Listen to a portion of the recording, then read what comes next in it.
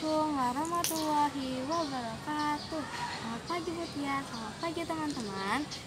Jadi di sini aku Nazwa Raisa ingin mempresentasikan bab 6. Yang tugas bab 6 sebelum itu perkenalkan nama saya Nazwa Raisa dari kelas 81, absennya 26. Oke, jadi A. Struktur bumi. Perubahan pada bentang alam diakibatkan oleh tenaga pembentuk bumi atau disebut juga tenaga geologi. Tenaga ini dibagi menjadi dua macam, yaitu tenaga eksogen yang berasal dari luar bumi seperti pelapukan, pengikisan, dan pengendapan. Yang kedua ada tenaga endogen yang berasal dari dalam bumi. Nah, satu karakteristik lapisan penyusun bumi. Bayangkanlah kamu mengupas kulit telur rebus yang sudah matang. Kulit telur ini merupakan bagian terluar telur, sama seperti bagian terluar bumi yang disebut kerak bumi. Bagian ini adalah bagian yang paling tipis. Tebalnya lapisan kerak bumi adalah 5-70 km. Geogir 2019.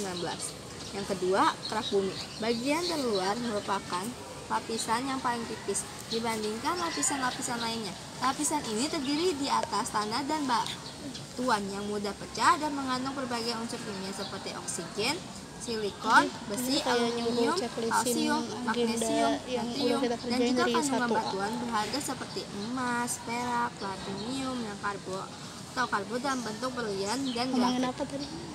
Yang ketiga, mantel bumi. Lapisan ini merupakan lapisan yang paling tebal, yaitu 2.900 km dan paling berat di antara lapisan lainnya.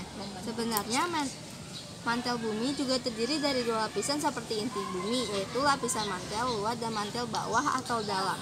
Lapisan mantel luar lebih tipis, yaitu sekitar 35-410 km, sedangkan lapisan mantel dalam 410-2900 km. 4. Inti luar bumi. Berbeda dari kerak dan mantel bumi, lapisan inti luar adalah satu-satunya lapisan yang terdiri dari cairan yang pekat yang disebut cairan magma. Tidak ada air di sini. Cairannya terbuat dari lelehan besi dan nikel. Ketebalan lapisan ini adalah 2.900 km sampai 5.100 km. Suhu di inti luar baru bumi berkisar antara 3.800 sampai hampir 6.000 Celcius. 5. Inti dalam bumi. Lapisan inti dalam memiliki suhu tertinggi yaitu 5.000 sampai 7.000 derajat Celcius.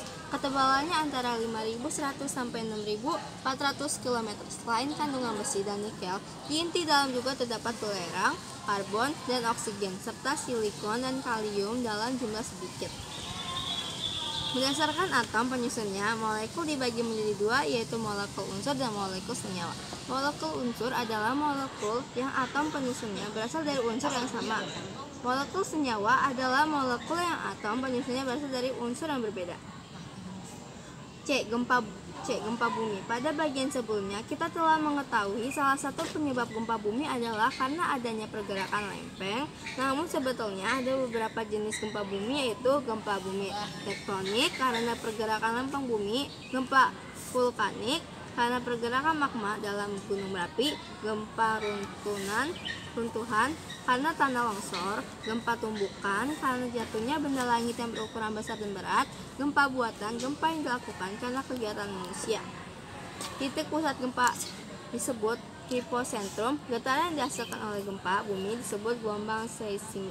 Alat untuk mengukur besarnya getaran gempa bumi disebut seismograf.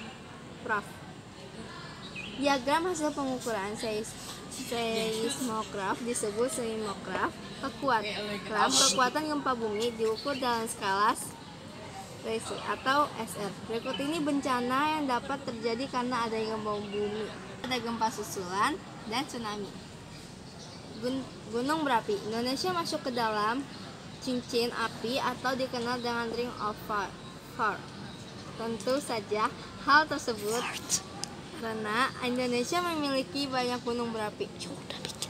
Meskipun terdengar mengerikan karena Indonesia memiliki banyak gunung berapi, namun keberadaan gunung berapi tersebut memiliki manfaat antara lain banyaknya sumber mineral dan bentuk batuan, biji, logam yang terletak pada bagian lempeng. Yang kedua, banyak sumber energi berupa minyak bumi. Yang ketiga, terdapat sumber energi alternatif yaitu energi geotermal.